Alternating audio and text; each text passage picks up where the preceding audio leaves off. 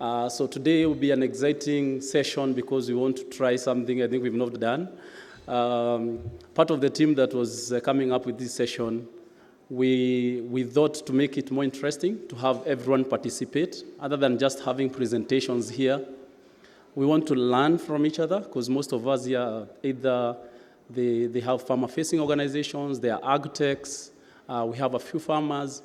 We want to understand how digital platforms, the different kind of models of digital platforms, and what are the best learnings and best practices for digital platforms. So the previous years of annual learning event has been mainly on either developing digital platforms. Last year we did some work on scaling digital platforms, but this year we thought that we can make it more interesting to have the participants have a voice, so that you can be able to also have a voice on what kind of digital platforms you currently have, or if you are a farmer-facing organization, what kind of digital solutions do you receive, whether you find them effective, or whether you find that maybe there's something that can be done. So today we want to have, I think the main highlight of the day will be a debate. I remember during high school we used to have those debates on whether money is better than education.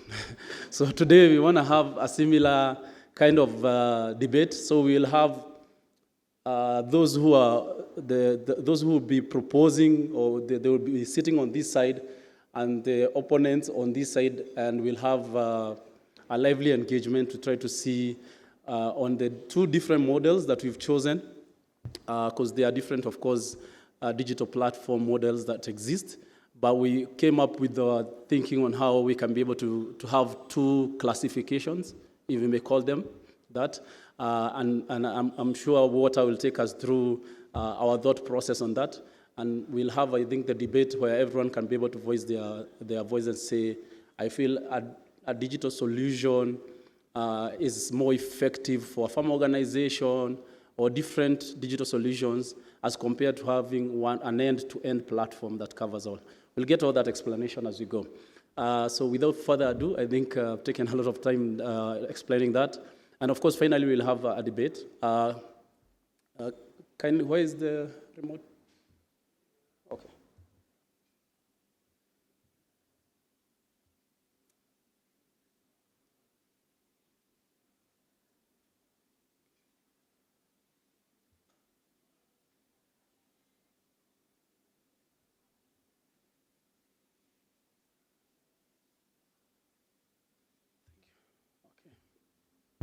So this is the team that will be supporting us to think about how we can do better collaborations for effective digital platforms.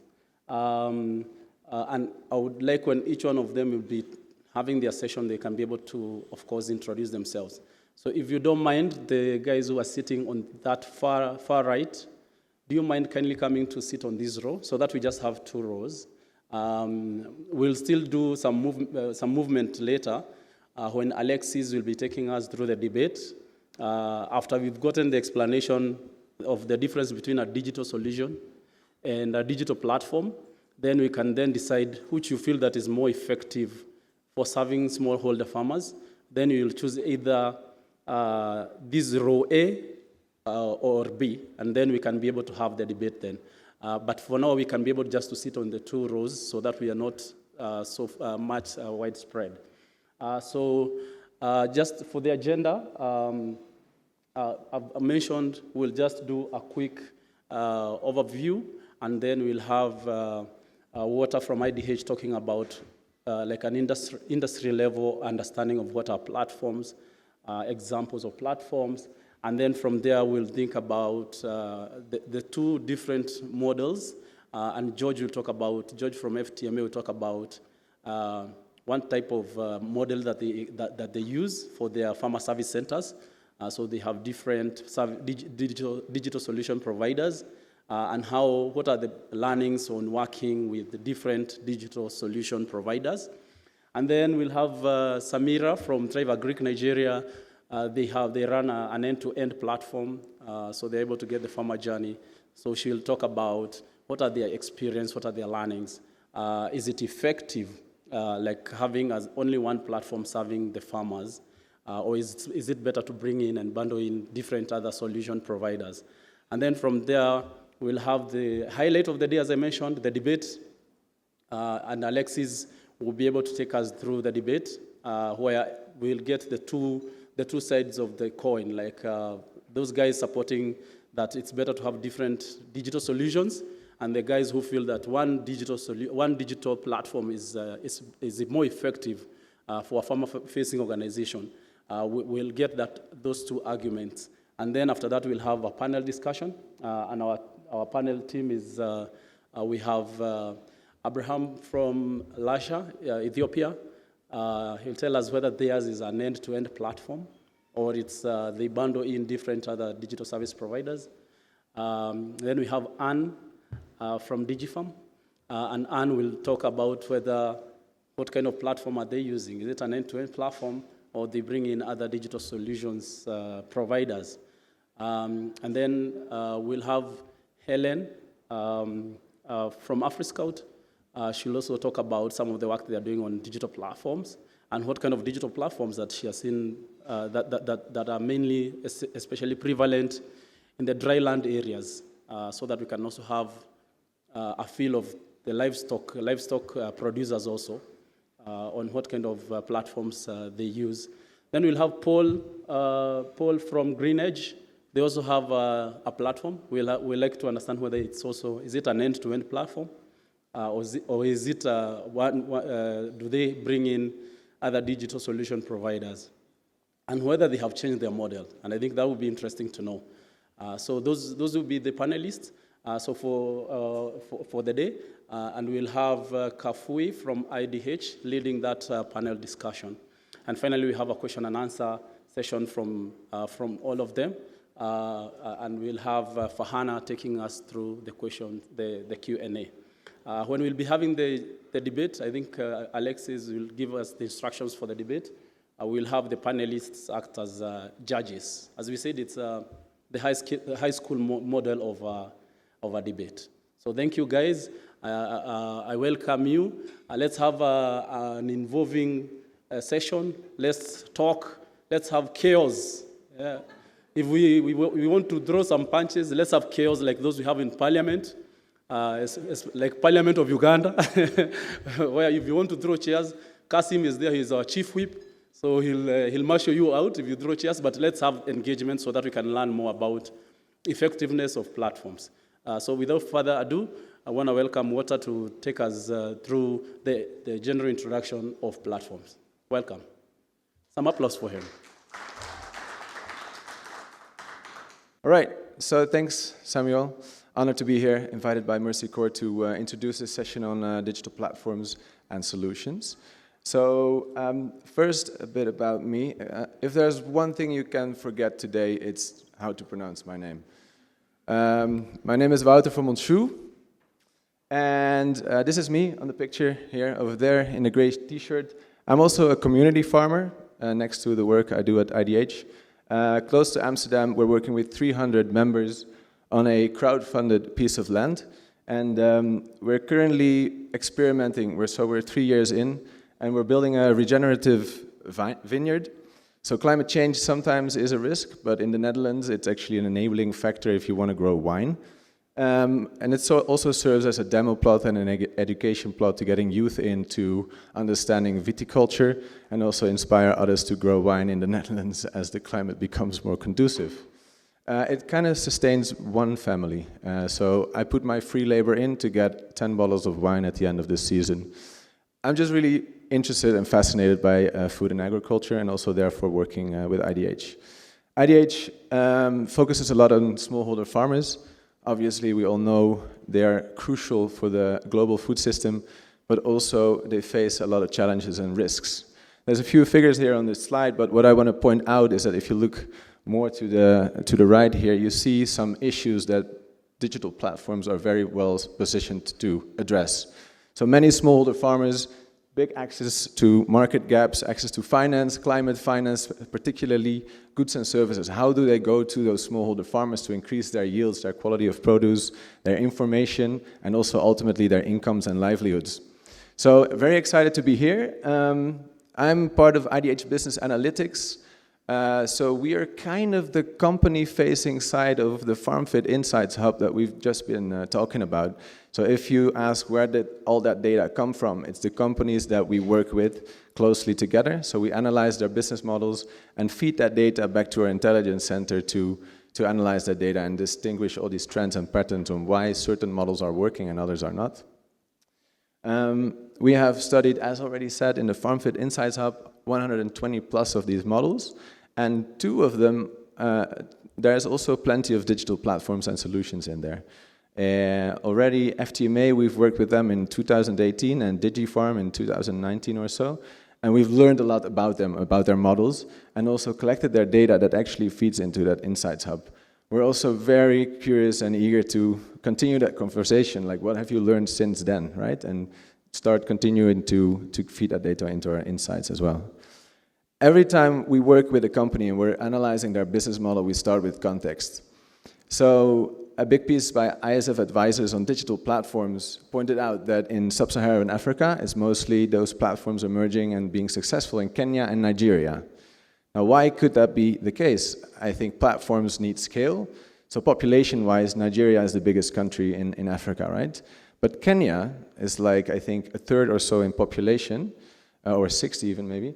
And they are the highest on the ease of doing business index of sub-Saharan Africa. Then you have another few out there like Ghana, Ethiopia, also very promising markets for digital platforms. So we always want to understand what market, what value chain, especially when it comes to seasonality, what enabling environment are these businesses, including digital platforms, working in. Then we start to try to map and understand what is the business model that they're implementing. What is their strategy, their value proposition? What are the clients and suppliers? What kinds of farmers are they serving? Are they commercializing? Are they subsistence? Are they women? Are they men? What kinds of issues do they have with all those segments that come at play? And what are the partners that they're working with to get to that last mile delivery mode also, to get those services and goods to farmers? Then we go into the business case and impact case. So we always start with the farmer business case in mind. What is a farmer currently doing in terms of investing in their farms? What is their annual income? How can the services and goods of companies affect that income potential of farmers? And also we look at their cash flow. As you know, seasonality is a thing across agriculture, and there's always bottlenecks there that we need to solve through financial services, for example. If you don't understand that cash flow, I think many farmers are not able to invest properly in their farms. So that's where we start, and then we bring it back to the company, like, okay, you can design good solutions for farmers, but does it also make business sense? Is it profitable? Does it bring you new client segments? And those kind of things. So we assess that as well, and look at scale. What is scalability for those companies?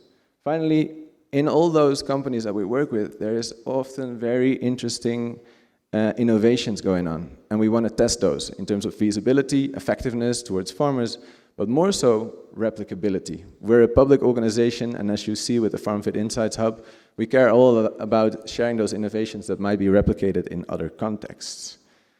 So today we want to understand platforms. I'm not going to teach you anything about platforms. I definitely recommend the ISF Advisors paper on that. I will also be referencing them. It's the companies that we are bringing to stage today that provide all the insights and the lessons learned, and I hope they're inspiring you as well. I just want to set the stage a little bit for today. So platforms. What are platforms? Platforms are not pipeline businesses. Pipeline businesses have very linear processes of producing, distributing, and selling goods. It can be a Cargill, it can be a KTDA, producing tea and selling that. On the other end, we have platforms, and they don't focus too much on that production angle of goods and services, but they facilitate interactions, and that's where they deliver value to markets. An Airbnb or an Uber.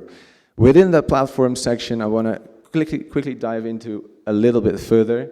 So we have digital platforms, also referred to end-to-end platforms today, so they can be used a bit interchangeably, but those are the ones that facilitate direct interaction between users, both consumers and producers, supply and demand, in a digital environment.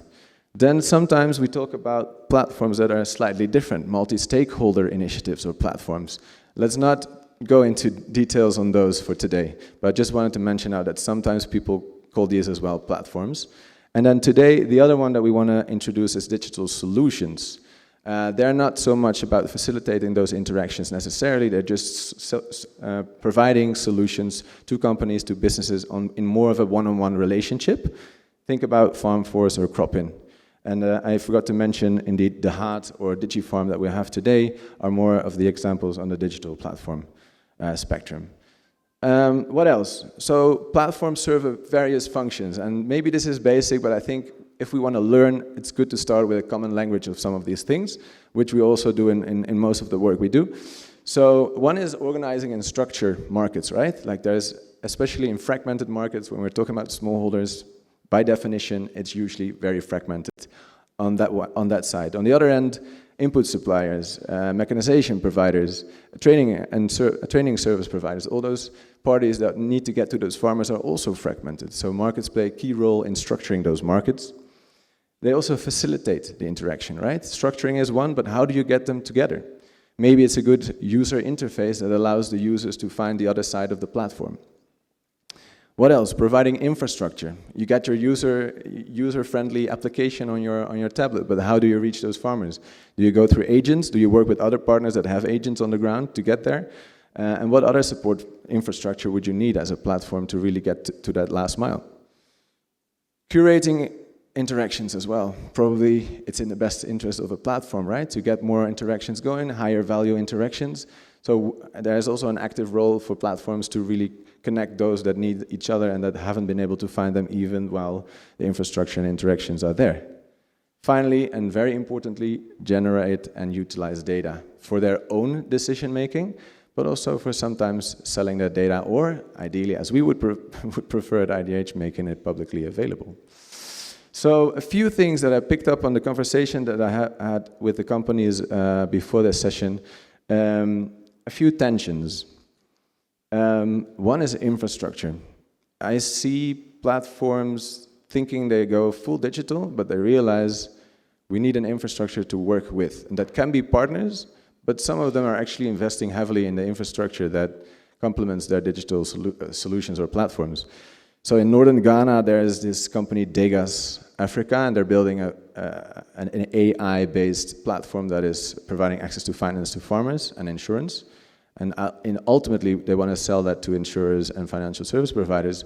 But to get to there, currently they're investing in maize processing infrastructure to generate shorter-term revenues to fund their longer-term digital platform model.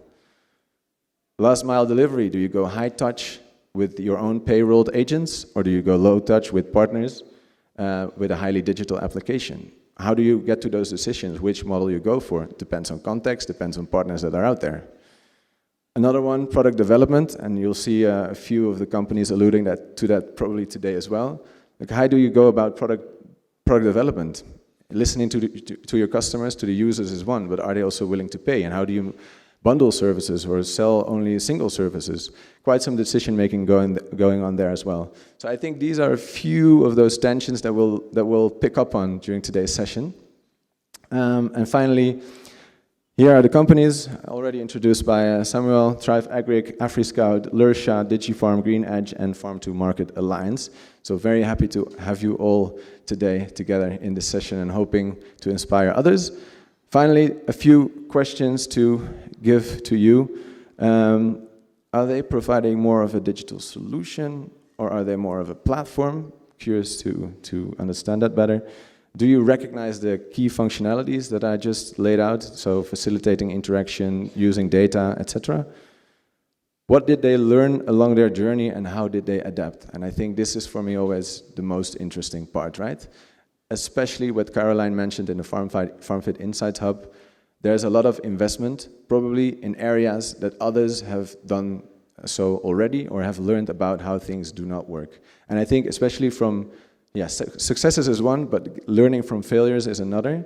So really challenging our companies here to share not only success stories, but also the things that you thought would go one way, but then went sour. Finally, how do they measure success? we're also all about impact, improving livelihoods, food security, getting access to markets and those kind of things. So pay attention to that. And finally, leading into the debate, can you even compare effectiveness between solutions and marketplaces? So thank you so much. Hope you're going to have a good session. And let us kick off with George from FTMA. Good morning, everyone. As I've been introduced by Walter, I'm George Njoroge. Been with Farm to Market Alliance for now 7 years. Before then, I worked in the financial sector for 13 years. Had experience with them financing smallholder farmers before, and I've been with Farm to Market Alliance ever since. I am a farmer also, telephone farmer who fails many times. So many of the things I'll speak today is an experience of both failure and success in the 7 or 8 years we have been in existence. Farm to Market Alliance was started in 2016 during World Economic Forum, when 6 alliance members came together, and all of them were trying to sort the smallholder farmer challenge, and they agreed to form an alliance where they could get the solutions to solve the smallholder farmer issues. The 6 alliance members are AGRA, Bayer, Rabobank, Syngenta, World Food Programme, and Yara. The program is housed by World Food Programme, and as you see the alliance, it simply means they coalesced to form a platform that would solve the smallholder farmer problems. But we came with this grand idea of creating a marketplace. And Walter did some work to study us as a marketplace, and he can tell you we were a serious failure. And we acknowledge that we really failed because we assumed so many things. And some of the things we assumed, I'll talk to them much later.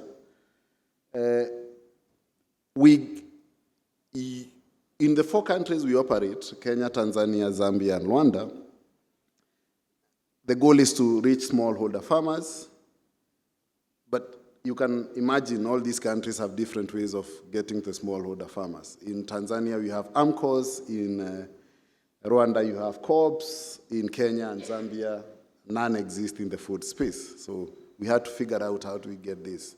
Then these AMCOs and co-ops are designed to address a certain problem or a certain value chain. So we also got a problem in getting there. And we were also tasked to crowd in private sector investment to the smallholder farmers effectively and efficiently. And that's when we developed the Farmer Service Center model. If you look at the screen on top of there, the farmer service sector is mainly an individual in Kenya and Zambia, where Tanzania and Rwanda you'll find is a cooperative that aggregate farmers to allow access of inputs, technology, mechanization services, extension services, and market linkages, financial inclusion, and many other things. As we started, again, and I said we also are an example of failed experiment. We had a tool called FTMA app that was supposed to do all this work. But again, we sell and buy nothing. So it was an app selling and buying nothing, and you can imagine we gave all the farmers, but nobody wanted to onboard. Both the farmers never wanted to onboard, and the partners never wanted to onboard because they are suspicious of each other. So we ended up having an app that only had the farmers and nothing else was happening. So we had to abandon that experiment and build a paper-based experiment where the Farmer Service Center records all the transactions and engages physically with the partners we work with. To a level now, after 3 years from 2019 to 2022, we have now started digitizing those interactions. Some of the partners we have worked with in this space is Sprout for weather information, AgriBytes, Kuza for extension services, AgriBora, again the same. We have Hero Tractor, who I would say have been successful. We incubated them through World Food Program Innovation Accelerator, and now they are in 3 countries and doing pretty well. Yara, one of the Alliance members, with their tools. iProcure with the procurement of inputs. We started on paper. They started digital, went to paper. Now they digitized. They also have experience going through that process. Ready for Kuza is mainly for training the farmer service centers. We source from True Trade, mainly for sourcing grains. And Kuza, we are working with to try a platform again. Where we started, we are working with Kuza to see whether we can get the platform. What has been our experience ever since we started? From FTMA standpoint, we were a failed experience to build a marketplace, a digital marketplace. So we ended up building a marketplace that is not digital. And getting it done was not easy because nobody could understand how do you do these linkages. And mainly they are the last and first mile. Last mile for what goes to the farmer and first what comes of the farmer. When we tried digital, and Masiko tried to get us some of the digital players to come in, we went to a county called Tharaka Nithi, and we engaged 6,000 farmers, as an example, to get finance for inputs. And we spent 3 months training them. Guess what? We only got 42 loans. After 3 months of engagement, with a digital tool, we only got 42 loans. To start with, the farmers could not trust that anybody can finance them through a mobile phone. So telling them to dial that number and indicate their ID number in a county where they don't have title deeds. They thought that we were doing something to do with their land. So the trust issues around these digital things must be dealt with. That's one of the experience. Many of the people we have worked with, especially in the digital space, who want to do this are donor-driven. So once the pot dries, the innovation dries. So they are mainly driven by the funding from the donor. Digital skills and literacy, it's quite low. Then fulfillment. The promises are out of this world, but what is delivered is pretty small. You'll aggregate acreages or number of inputs to be supplied, and only little is delivered. Then language barrier. We are in Kenya and Tanzania, so what we do in Kenya cannot fit in Tanzania. We speak English, they speak Swahili. You try to translate, you miss everything. You even don't have right people to translate the right language. In local areas in Kenya, with 42 communities speaking different languages, and many of them are not well trained, that's a challenge. Then the commercial viability. Many of these digital solutions are not, they don't have a futuristic plan. They are not designed to last for long. As I said, many of them are donor-driven. And if you talk to them, they don't, the commercial bit is normally not very clear. And they start thinking about themselves, not the farmer, and end up losing the plot. We have had a number of them that have folded in Kenya, we started with. Back-end support. Some of them are pretty good, and they do the fulfillment, they have the right language. But when things fall through the cracks, there's nobody at the back end. When the farmer calls, they are calling a technician seated somewhere who don't understand agriculture at all. So the farmer will never ask you about. The farmer is bombarded with hundreds, if not thousands, of many things. An SMS here, an app there, and they have what type of a phone? With the space that can only carry WhatsApp. So if you add something else, it stops being there. So what are we looking going into the future? I think, and this will be debated later on, those are the solutions we are looking to be solved. I won't go into the solutions, but I'm looking at somebody who will aggregate these solutions. For them, they sell and buy nothing. They are like FTMA. We sell and buy nothing. We bring the producers and the marketplace together. So that person will have an open API system that you come with your weather information, you plug in there, so that the farmer does not need to have 57 apps. I want to check weather here, soil health here, market prices here. So, and you can imagine farming is cyclical. So they start checking the inputs in March. The next time they check inputs is in October. They have forgotten the password. They check weather information this time. So there's all those lagging points. How do you create that continuum? This is an idea that we have been thinking as FTMA, and not necessarily for us to do it, but to partner with somebody who can do it.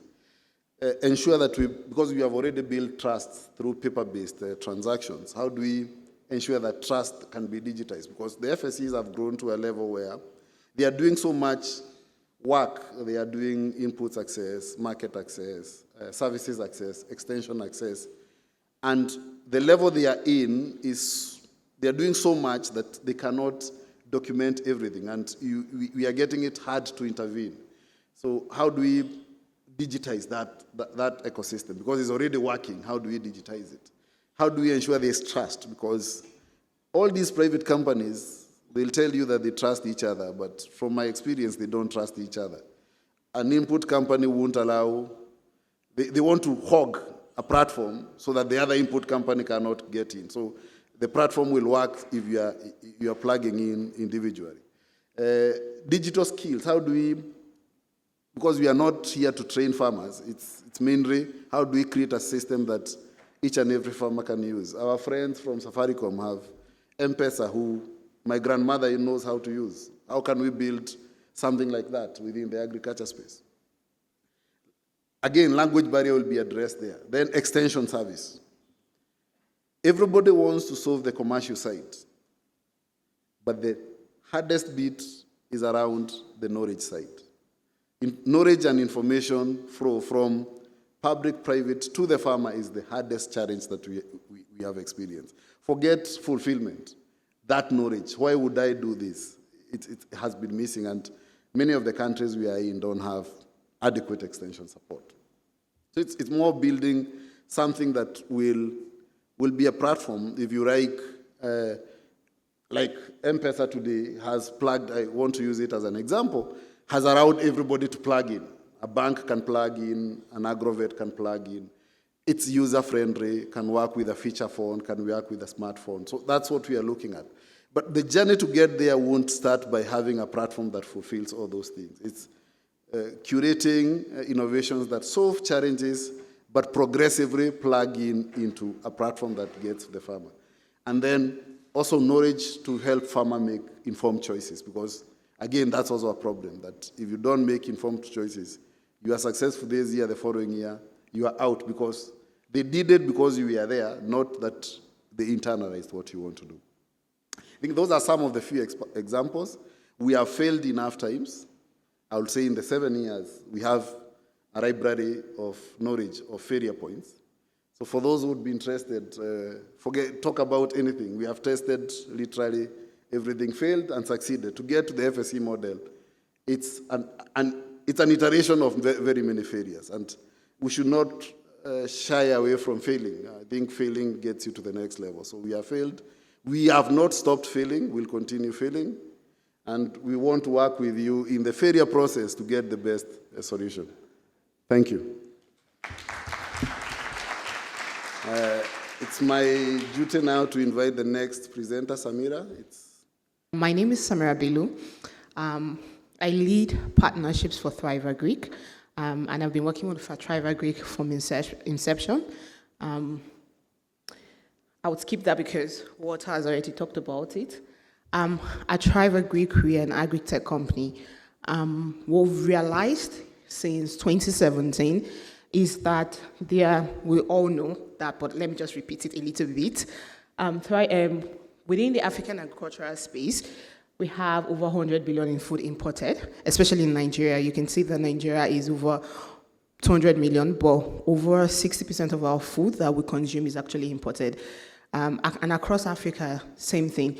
The major things is that the barriers is that smallholder farmers they lack access to credit, which is input financing because they're not bank worthy, they don't have credit worthiness. and they don't even have bank accounts.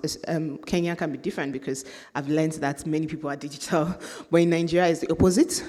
Like majority of the people there don't even have accounts. They still keep their money or do exchange. You have lack of access to inputs because it's not easy to get the inputs to the communities, and so you have the fact that they're diluted inputs within the market space. You have lack of access to markets. You have about 6 middlemen between a farmer and the off-taker, and then you realize that a farmer who farms have little income. Then you have lack of access to information and technology, which we're talking about, and then excessive pre- and post-harvest loss due to climate change and other factors. And so what we've been able to do is, Thrive Agric currently is founded by Uke and Ayode Jarikawe. We've been able to work with over 600,000 smallholder farmers. We've provided input financing to the tune of $120 million. We've been able to produce 1.3 million metric tons of produce. We have a staff base of over 240 people. This is to make you understand how big and how we're able to do the end-to-end platform so that it's easy to understand, because I know most of the speakers have talked about infrastructure, team, and everything. So this is how we're able to build it.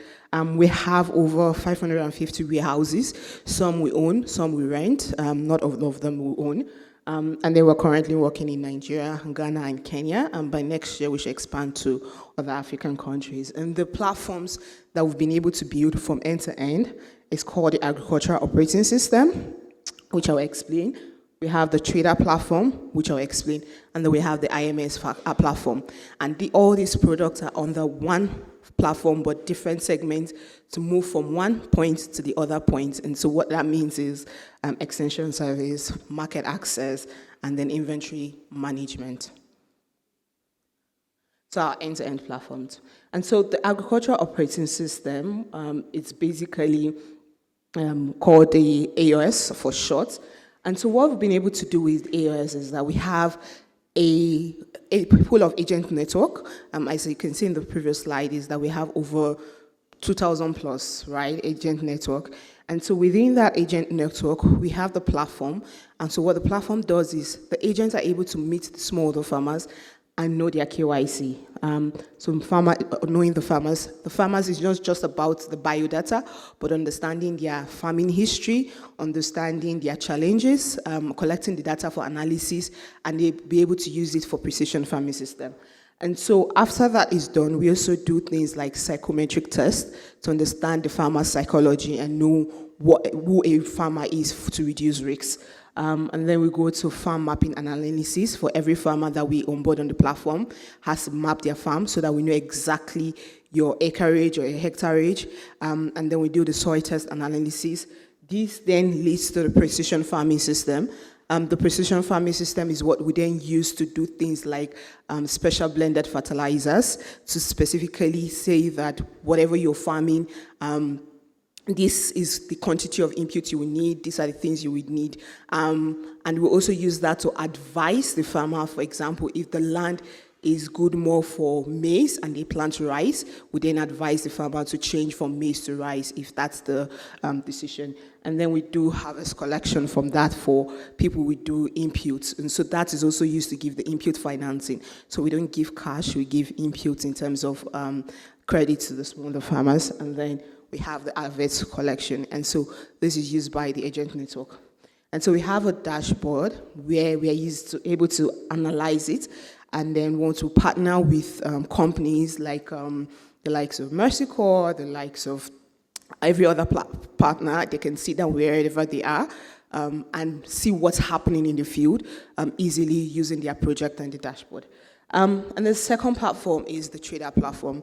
And so this is a digital platform for marketplace. And so what that means is that market access. So after we farm and we produce, the next chapter, which is the storage and the marketplace for the smaller farmers. And so we try to ensure that two things happen, where farmers we directly farm with are able to use the marketplace to sell their produce at fair prices, and farmers we don't directly input finance are still able to get access to inputs and still able to get access to market access.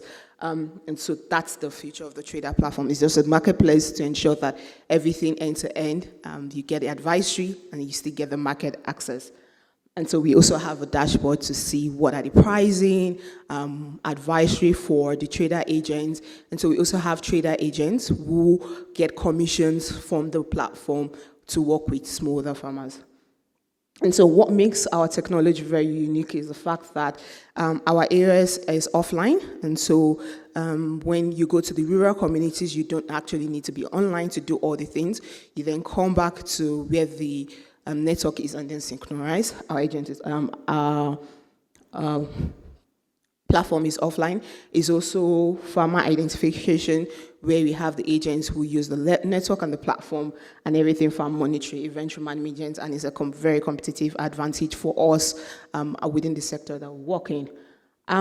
So with these and with these our platforms, we've been able to create reliance in the sense that these are the countries we're currently working in. These are the countries we want to go to, which is Tanzania and Zambia, and Togo, and then in the upcoming Egypt, Cameroon. And so what within the platform, we asked ourselves, we have sustainability, we have climate change issues, we have so many things. What are the other things that we can infuse into the platform? So we're currently going into agroforestry. We're working with Rabobank on that. We also want to go into, we currently provide that a little bit to our farmers, which is solar homes and the rest, but we want to expand that cleaning facility and processing facility. And the learnings we've learned so far is, when we started the platforms, we only had the AOS. And so what we realized is that for smallholder farmers, there are three major things that we built over time. Was lack of mobile devices. The smallholder farmers don't, in Nigeria, they actually don't. You see a farmer don't have mobile devices. And so we had to bring in and build infrastructure to agent network. And so the technology is then used by the agent on behalf of the farmers. But the farmers know once they see those platforms and the things, we do that. We also are able to ensure that there is limited literacy and education for the farmers. So we decided to change all our systems to suit the community by translating. In Nigeria, most of the places is Hausa. How do you translate this into local languages? How do you make it so simple? Because we also send SMSs to farmers that have just future phones. How do you make this so simple for them to be able to understand? And then trust. One thing, I think the other speaker talked about it, trust. Farmers have received so many government, NGO projects. They've collected their data a lot, but nothing happens. So trust is very key. And so we've been able to build trust across all the communities. And so once you build trust, it's easier for you to expand. For the agent network, another lesson we've had is the fact that although the agents are educated a bit, not all of them have the right devices. So they don't have the right devices, and that limits what we can do and the number of farmers we can meet.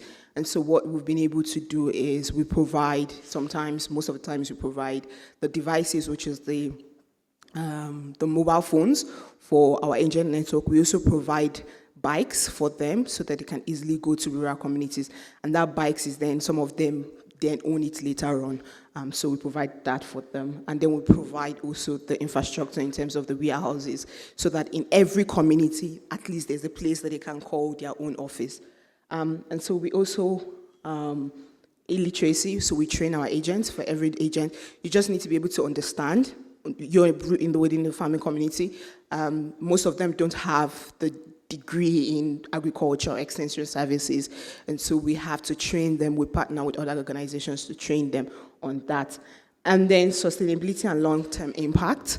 Like we said, we started with AOS, but we realized that what are the other things that we needed to add to ensure that the impact across the community is long-term, and so we had to add.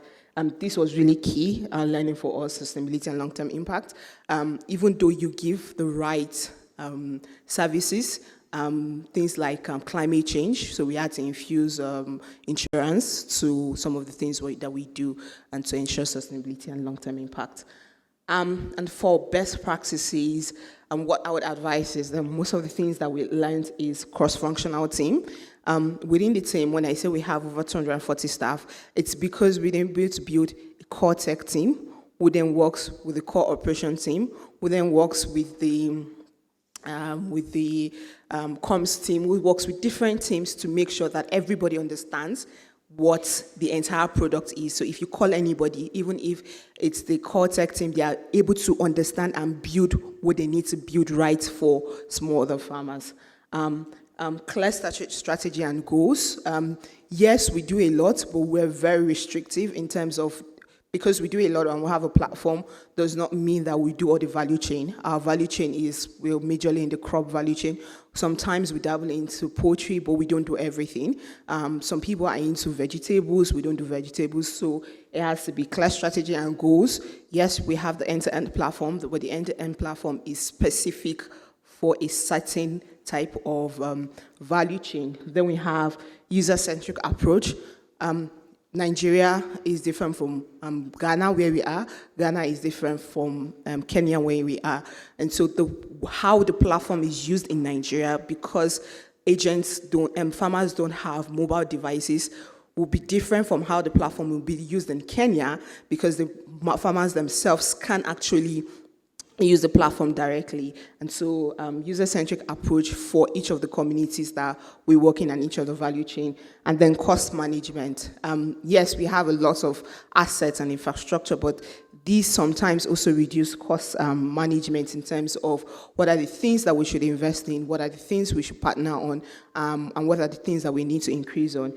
Improvement and innovation. If you don't innovate, you die. Like, that's just the thing. And so we keep on innovating. What are the other added advantages that we need to add to the platform? And then scalability and performance in terms of, can that platform be scalable to anywhere? If yes, then that's good. If no, then that's not a good thing, because at the end of the day, you would not have much network, and you'll not be able to increase if you have other competitors, you'll not be able to scale. So scalability and performance. Thank you very much. Oriented approaches to agriculture development and enterprise resilience across the sector. So anything to do with corporate innovation, public sector development, investment advisory, venture growth services, we can offer those services. And apart from developing a study like the one I'm going to present, we also do ground tech transfer and innovation challenge programs like GRAFT, for those who know it. Now, a snapshot of the study, as you can see on the slide. Just to give you a bit of a background, this report was done as a follow-up to the 2019 CTA Digital Ag Report, which was launched in 2019. So we more or less followed the same approach, but then we went a step further to not only focus on Africa, but to focus on the globe. So we really touched on all the regions, focusing on low and middle income countries, covered up to 80 countries. We did engaged around 200 leaders through various channels, interviews, workshops, surveys. And really, the idea here today is just to provide a snapshot, as I mentioned earlier. At the end of my slides, I'll provide a link to where you can download the report, which was launched yesterday. This report was developed under sponsorship from USAID in partnership with the Bill and Melinda Gates Foundation, the FCDO, and this was done through the Digital Frontiers Initiative implemented by DAI. Again, we wanted to say thanks to some of the partners in the room who actually reviewed the report, provided substantive input, which led to this very rich report that I really urge you to read. Again, we worked with a number of actors over the past month. We tried to squeeze in all the logos there and cluster them. We really worked with a good number of innovators. We worked with investors. We worked with research institutions, development agencies, as well as corporate agribusinesses. So in total, we did around 200 interviews, as I mentioned earlier, and close to 250 individuals contributed to this report, either via interviews, workshops, and surveys. Now, let's delve a bit into the report, some of the major findings. As it was anticipated, we actually found that digital ag is not one sector, it's broad, and we came up with 6 use cases, as you can see on the far right, and within each use case, you can actually read some of the solutions which we were able to unearth during this study. And for those of you who were here earlier, when we had a debate, I was on the solution, and when I told people that I have some strong fact that actually there's more uptake for solution than platform, it's actually here on this slide. If you look at the bottom left, you will see that much as there's lots of discussions around super platform, as we had earlier here, 62% of close to 1,400 solutions that we surveyed offer just one single solution. They are not platforms. You can see that those who offer 3 or more solutions are only 10%, whereas those who offer 2 sort of integrated solutions are 28%. Back to the shift that we are observing, again, if you look at the graph, you will see that for the last 5 years, we are seeing an increase in market linkage solution. If you look at the far right, that's 2018, and then at the far left, that's 2022.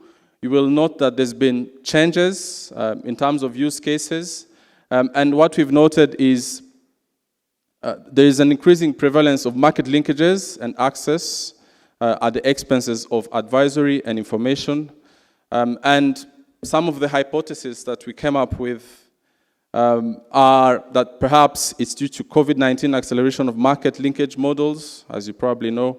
The second possible hypothesis is the familiarity and technical of marketplace models in the minds of investors. And then thirdly, perhaps people are looking for easy ways. They don't really want to go back to the farmer. They prefer to start dealing when the produce are already out of the hands of the farmers. Another possibility, we are seeing more solution providers shift towards where transaction sits. Slightly different across region, as you can see again on the screen. We noted that Latin America and Caribbean is so heavily enterprise focused, so its enterprise management solution and supply chain tools are much more prevalent and profitable. I'll talk to that later in my slide. Again, despite the discussion happening around platform, I think the numbers there tell us a different story. Now, back to what we're able to find again, we identify in total 1,357 active digital forex solutions in low and middle income countries. I'll speak about active later in other slides.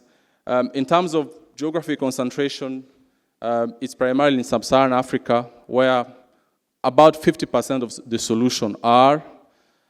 Much as the solutions are quite many and they are spread across geography, we noted a deceleration in the design of these digital forex solutions.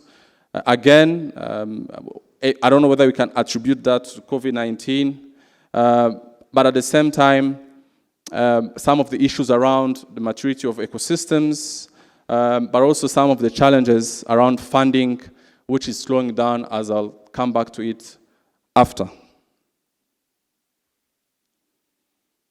So if you look at the graph that is on the right, you will see that the year is changing, and you can see that the colors are changing as it moves. Again, here, really, the idea was just to give you a sense of how digital forex solutions are spread. And we try to do that over time. And we actually looked at some of the established databases that you probably know. We looked at PitchBook, Crunchbase, VC4Africa. And we actually noted some growth. For instance, in Brazil, which is around 60% in Latin America and Caribbean, we noted a growth which can become 80% if you put in other countries like Colombia and Argentina. Again, as alluded to earlier, South Asia is most concentrated, with close to 85% of the solutions being in India alone. Also, this is not a map of activity just by HQ, but interestingly, we also note that Indian innovations are taking their solution to other markets, like Sub-Saharan Africa or even Latin America and Caribbean. Back to Sub-Saharan Africa, we noted that it's actually the least concentrated. 45% from the market leaders, as you probably know, is Kenya and Nigeria are leading, 45% of the solutions that are available, which can increase to 69 if you include countries like Ghana, Tanzania, and South Africa. Most international development programming and small-scale individual markets play a role, especially in the context of Africa. For Southeast Asia, similarly concentrated, we also noted some thematic hubs, for instance, Indonesia, which is emerging as an aquatech hub, but also as among the leading producers of shrimp, but also lots of innovation are coming from Singapore as well, like the protein hub, which is actually increasing the overall score of the Southeast Asia region. Now, in terms of reach and adoption, the reach of digital ag continues to climb. As of 2023, we estimate that there are approximately 50 million active users of digital ag tools in low and middle income countries, which is about 10% of the smallholder farmers population in this region. However, there are many definitions of usership, and the available ground level data is quite scarce. Our estimates are based on the available data about active users rather than merely the number of registration. Again, I would urge you to go to the report to understand how these two are defined in detail. We also noted that more than half of this user base has come from South Asia, particularly India, with 10% of its farming population now using digital agriculture tools. Regarding relative penetration, LAC, Latin America and Caribbean, is leading the way, with 17% of its farming population actively using ag tools. Growth has been largely driven by a select group of solutions that have scaled significantly, with 27 digital agri-tech currently reaching over 1 million users, a notable increase from just 11 years ago. All of these giants are located either in Sub-Saharan Africa or South Asia. Based on the available data, we have not identified a single solution that reached 1 million users mark in Latin America or Southeast Asia. Now, as it pertains to this session, where we talk about funding and investment, again, as you can see on the screen, we noted that there's not been a systematic track of funding and investment for D4Ag. However, funding was and remains concentrated across use cases and geographies. In 2021, digital for ag innovations in LMIC, low and middle income countries, raised approximately 2.5 billion from private investors. This is based on the Ag Funder data. Geographically, private funding is majority focused on few countries like India, Brazil, Kenya, Nigeria, Singapore, Indonesia. And these nations, as I mentioned earlier, have emerged as powerhouse of technological innovation, reflecting trends in other sectors. While there have been significant investment in other regions, there are typically one-off occurrences rather than showcasing a consistent trend. Some regional specificity reflects local value chains, for instance, Aquatech, Indonesia, as I was saying earlier, favorable policy environment such as agri-fintech in India, and the broader development of agricultural system. Sub-Saharan Africa markets remain least attractive despite having many solutions to private investors, as Digital for Ag innovators there raised around 312 million in funding from private investor in 2022. That's the answer to the quiz we did earlier. Conversely, India has emerged as a global leader in Digital for Ag, with Indian innovators securing almost 30% of all private investment in the sector last year in 2022. Technologically, market linkage and access are garnering the majority of investment, as mentioned earlier, and this trend underlines the appeal of software-centric, asset-light business models for digital platforms that simplify and amplify market access for agricultural producers and businesses. So despite all headways, bootstrapping is still the most common funding pathway for Digital for Ag innovators. Most, around 77%, active Digital for Ag innovations in low and middle income countries have not raised external funds. Now, apart from providing all this insight that I've just mentioned, we also went a step further to understand some of the challenges, and the slide you're seeing summarizes them in seven categories of challenges. The number one challenge is disconnected knowledge sharing and collaboration networks. I think it's actually good to see that a couple of sessions actually at this very summit try to address this question. The second challenge is around uncertainty of financial viability. Again, if you read the report, we unpack very well what is meant there. The third challenge that we noted is the poor accessibility and quality of physical and digital infrastructure. Again, I've seen in a couple of sessions infrastructure coming up quite often. Again, even in this global scan, again, we noted that it's a challenge. We see a lot of insufficient physical infrastructure cases, shortcomings in public data quality. I think there's been a lot of discussion here about data, how we share data across ecosystem, data in silo, data not having the good quality, duplication of efforts also because people are not sharing data. We also saw shortcomings in user engagement and market penetration. Again, a critical factor. If you're targeting farmers or small-scale producers, we need to engage them. We need to be customer-centric.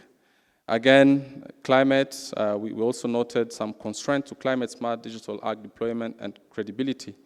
In most areas, climate is really lagging behind, is not integral to the ongoing solution development. We also noted a persistence of gender inequality and social inclusion. Then lastly, measuring. There's a lack of quality impact measurement. I think we had one session yesterday that tried to address the issue of measuring. Now, those are the challenges overall that stem from the report, but again, back to today's session, which focuses on investment. We try to unpack some investment-related challenges that perhaps even the panel can build from. So some of the challenges really that came up is that funding is heavily concentrated in a few select countries, as I mentioned earlier, like Kenya, Nigeria, India, Brazil, Indonesia.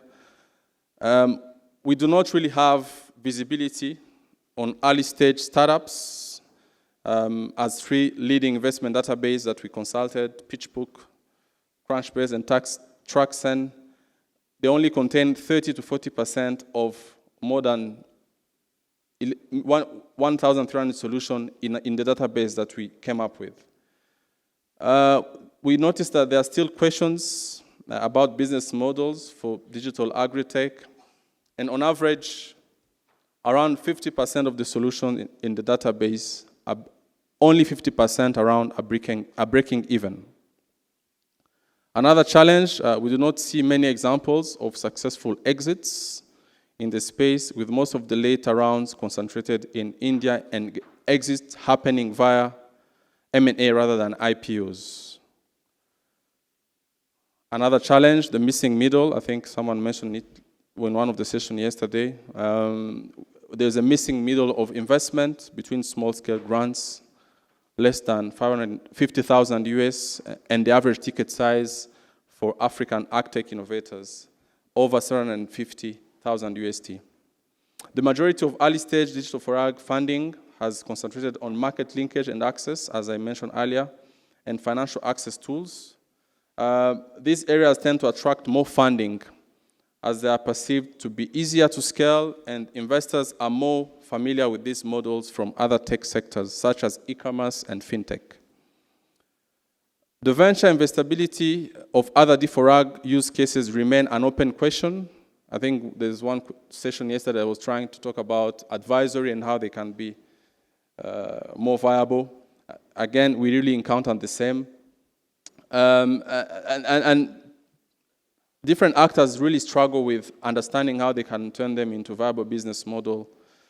Also, back to the infrastructure issue, there's the investment that is going in infrastructure, there are still gaps there that need to be addressed so that Digital for Ag really reaches its potential.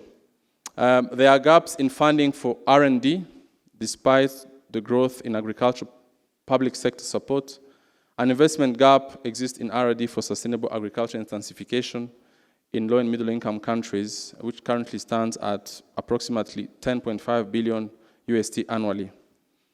From the social inclusion side, significant gaps in financial inclusion remain, with around 1.4 billion adults still unbanked as of 2021 globally.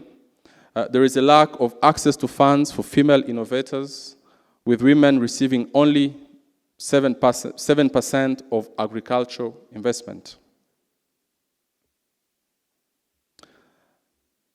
Now, to try and categorize all this information that we came up with and come up with recommendations, we have sketched two scenarios reflecting opposites, and these are, as you can see on the screen, we have the derailing scenario as well as the thriving scenario.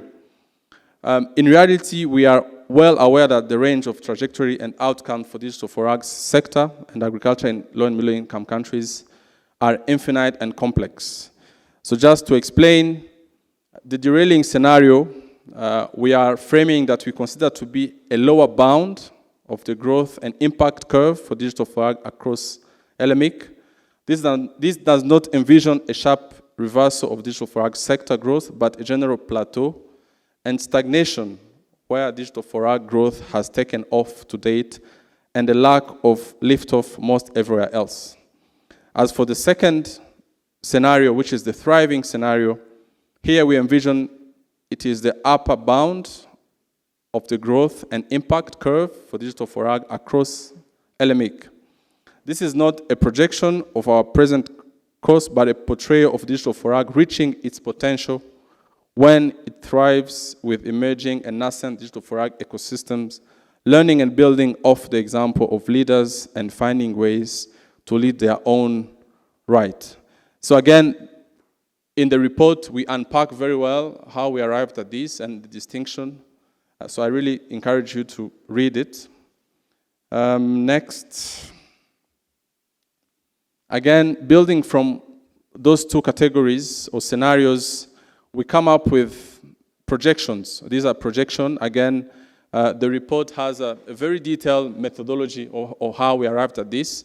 But again, as I said when I was starting, we sort of built from the Digital for Ag report, the 2019 Africa report methodology to expand, because for this one, we actually touched on all the regions of the globe. So in 10 years' time, if you are to make some projections, we estimate that between the thriving and the derailing scenario, about 450 billion of value enabled by Digital for Ag is at stake in the agriculture industry every year across low and middle income countries, representing an increase of 25% value of total agricultural output across the focused regions. From the social point of view, we can achieve around 38% adoption by the potential end users and bring an additional 64 million women into the sector, potentially halving the gender gap. Lastly, but importantly, from the environmental point of view, there is a 12% reduction of greenhouse gas emissions at stake between thriving and derailing scenario. Again, there's lots of numbers on that slide, but all this is explained in the report. For those who want to know more, I really encourage you to read the report. Oh, 2 minutes left. Okay. Now, the report has also framed 6 broader recommendations. Again, I would urge you to really read them if you're interested. Again, as we've seen, while digital agriculture has made significant strides, challenges remain. As we have seen, a $450 billion USD annual value is at stake by 2033. Our strategic recommendations are designed to steer digital for ag ecosystem in low and middle income countries towards a thriving scenario. Now, speaking of the recommendation, number 1, support the formulation and implementation of inclusive, climate-smart policies for digital for ag. Here, the focus would be on creating robust policy frameworks that promote climate-smart digital agriculture, considering industry standards, regional alignment, and infrastructure development. The second recommendation, invest in capacity building and knowledge sharing across digital for ag ecosystem. I think this was touched upon at this very learning event. And here really we urge that there's an emphasis on training digital native agriculture workforce, close knowledge gaps on digital for ag impact across diverse sectors, and promote digital literacy and empowerment, especially among marginalized groups. We also recommend to sustain, boost, and diversify funding and investment for digital for ag, where there will be more efforts toward driving more adaptive and outcome-oriented funding structures, identify and address principal funding gaps, as I mentioned earlier, and ensure investors incorporate impact into core investment processes and structures. Another recommendation, accelerate the development of infrastructure to support digital for ag by expanding funding pathways for essential infrastructure, whether physical, such as rural telecommunication, warehousing, cold storage, and environmental monitoring technologies, or digital, such as data warehousing, farmer, and land registry, as some countries are already doing. We also call for fostering collaboration, data and resources sharing across digital for ag ecosystem. I think also this was underscored in many of the sessions at this summit. We encourage multi-stakeholder engagement, comprehensive and accessible data on digital for agriculture innovation in low and middle income countries, and strategic partnerships both within and across the regions to collectively address common challenges and visions for digital for ag and boost funding to the sector. We also recommend that end users, digital for ag end users' needs are taken into account, support and encourage innovators to differentiate with clear value propositions, embed inclusivity, and prioritize deep user engagement, support and encourage primary producers to experiment, feedback, and advocate for capacity building. To conclude, the report offers 115 stakeholder-specific actionable recommendations, and we hope that it provides value to all of you, practitioners, researchers, and anyone else interested in reading the report. My final slide, as I promised, there's a barcode there. If you want to download the report, please.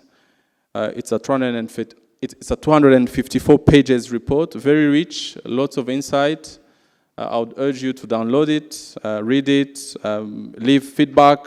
Our director, Justin Ahmed, email is mentioned there. We really want to hear from you. We want feedback as we continue to validate some of the findings that we were able to unearth during this exercise. So I've gone over almost 2 minutes. I think I'll stop there. For Sub-Saharan Africa, we started at a very fundamental level, which is how do ecosystems develop? And there's been some great research over the years that have looked at the rise of microfinance, venture capital in the US, fintech, Pago Solar, and we dipped into that to look at what are the stages of ecosystem development and how does that typically occur. So as you'll see on this slide, what tends to happen in these ecosystem waves is that they go through a series of stages. So often a new concept like microfinance will come up and there's this eruption of interest. There's this new technology that comes to market that shows promise, both in terms of impact and value, but there's an incremental sort of building of steam that occurs with a few early starters. Then everyone jumps on board and there's this frenzy. So there's often lots of money, lots of venture money, lots of grants that are flowing into solutions and they start to gain traction. So growth starts, and that's what we've seen definitely in the ag tech space over the last 20 years. But often it takes an event for there to be a turning point, and that takes solution spaces from something that's showing promise to becoming quite scalable and commercially viable. Then we move into synergy, and that's all about scaling barriers being reduced, so frictions in the market that are starting to be resolved before markets start to hit maturity. We started to think about that in terms of ag tech globally, and we plotted all the countries in the world. So it's amazing to have that Beanstalk report frame this session because it really starts to put numbers and percentages to the picture, but we took an even broader look at not just middle income and lower income countries, but also developed markets and what's happened in the ag tech space there. So as you can see on this chart, the y-axis is all about the number of ag tech solutions, and the x-axis is about the maturity. Where are they in that journey from eruption to maturity? As we disaggregated that, there's some really obvious clusters that emerge. So at the very top right-hand corner, you can see those really consolidated markets. This is markets like the US that have been on this journey for 20 years probably. If you look back to the very earliest stages, they were where Africa probably is now in terms of this initial eruption and initial interest. Lots of solutions coming to market. It wasn't really until the Climate Corp sold to Monsanto for $1 billion that there was that turning point, and that started to really crank up the markets and say there's something here. If we move back, there's emerging leaders, and we can see countries like India and Brazil. I think they got good profile in the Beanstalk report. There's really good country case studies on those. But a country like India is a really interesting example. We'd probably say that India like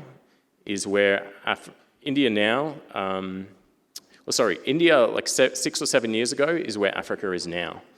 So if you look at the latest India Ag Funder report, there's now 150 unique investors with over 2 investments that are commercial or sub-commercial. If you go back 6 years, that was certainly not the case, and there was a lot of DFI money underpinning the innovation that was going on in the Indian ecosystem. The close followers like Turkey and Indonesia, Colombia, Mexico, they're starting to sort of come through that frenzy. And we have that first category of those that are just starting out on this journey. So there we can see sort of a lot of the African markets. And when we ran this analysis, we really saw that Kenya and Nigeria, Egypt and South Africa are probably the forerunners on the continent. But there's this long tail of markets that really are at the very early stages of starting to develop these ecosystems. So you can see that when it shows up in the dollars. So the US market last year raised over $13 billion in ag tech investment. India, 2.4 billion. This is a little bit broader in categorization than what Beanstalk looked at with purely digital technologies. Indonesia, 57 million, and as we've heard, Africa, 600 million across over 650 odd solutions. So there really is this need to put that global context in place, and we start to ask ourselves, what's it going to take for African ecosystems to start to go on that journey that India and the US and Europe and Australia, all these other markets have gone on? The really interesting and unique dynamic that we see that's already been referenced on the panel here is that so many of the startups in Africa are either unfunded, sort of over 80% unfunded at this stage, or going on a journey that really spans that yellow line, probably from grant or sub-commercial up towards commercial over time. And that can take a long time. That can take sort of 10 plus years. We heard Ayodeji's journey over 12 years to get to where he is at, and that's not uncommon. So with that being the context, we've got a problem statement that's becoming quite clear. 650 ag solutions on the continent right now, growing market, lots of energy, lots of innovation, but there's going to be more finance needed to scale these solutions than exists in these local markets. So how do we bring in those international investors and diversify them to create that capital stack that was referenced on the panel? When those international investors and capital providers look at Africa, and some of them, most of them, probably have been investing in developed markets in this category, they aren't aware of what innovation is happening. It's an intransparent market.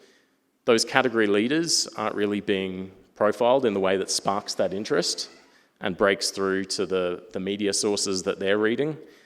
And exploring investment, as we heard, is super high cost. You need people on the ground, knocking on doors, starting to be involved in all those accelerator programs and venture builders that are bringing those startups through. For those that do get interested, there's this added complication where it's hard to understand how the business models here in Africa around platforms or insurtech or advisory services, how they relate to what they've seen work in developed markets. So that creates this added need for that translation of this is what works over here, and this is how it relates to what's emerging in Africa. And impact metrics are notoriously hard to compare to support those impact-related investments that we heard create that bridge between a lot of the earlier stage grant-funded startup work and the commercial models that a lot of entrepreneurs are aspiring to get to.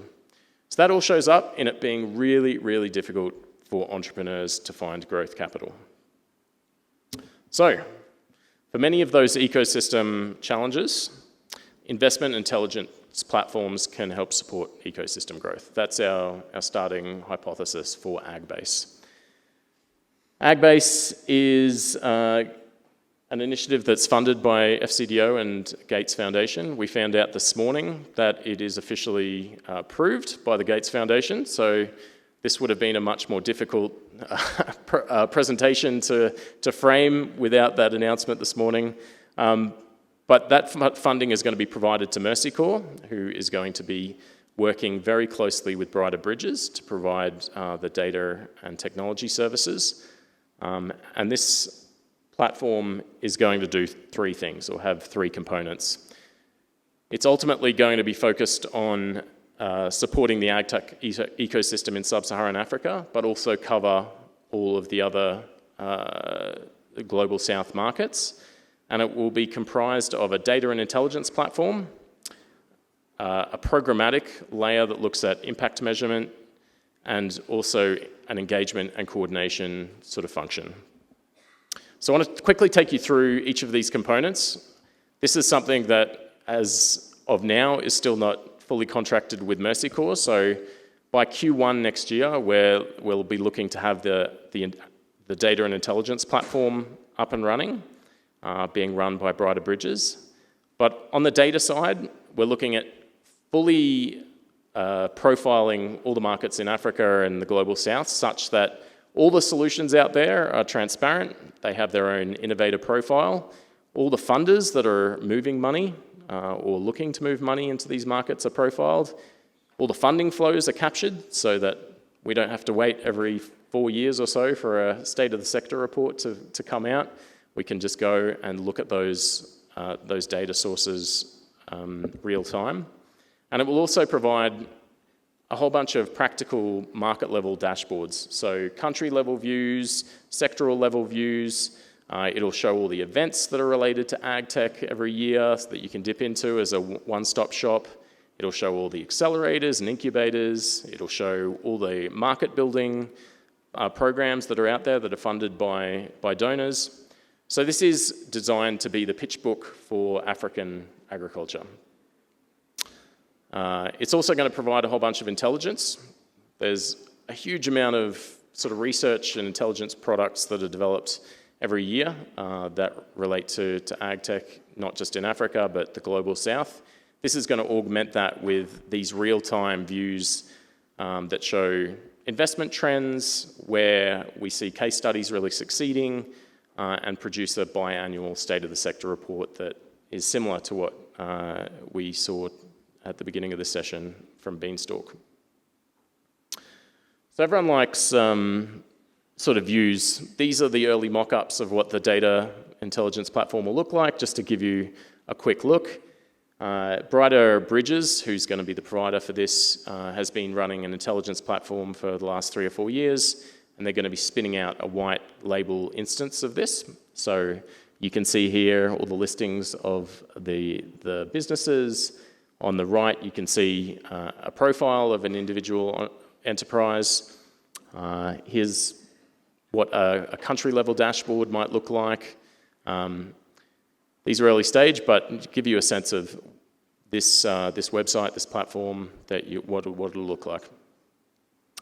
The other bits and pieces that will be done on more of the programmatic side, Mercy Corps will be running a programmatic element that looks at impact, and the goal of this will be really to upgrade the standardization of impact metrics. So at the moment, it's often unclear what impact investors are really looking for. So we'll be looking to standardize a core set of metrics that innovators are encouraged to fill out in their company profile on the investment tab.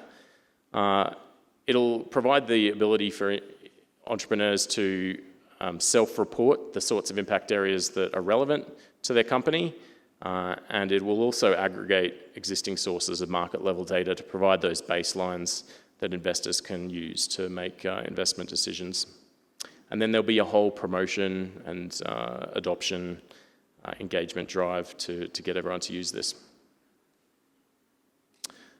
Finally, the ag-based team, which will involve both Mercy Corps and Brighter Bridges and some of the other programmatic partners like AgFunder who'll be involved, will be doing a whole push to change the narrative of what ag tech, climate tech, ag fintech in Africa really means. So that'll involve a lot of coordination and engagement with the investor networks that sit outside of the continent in Europe and the US, trying to tease investment into the continent, but also change the narrative from the intelligence that's coming out of the investment platform.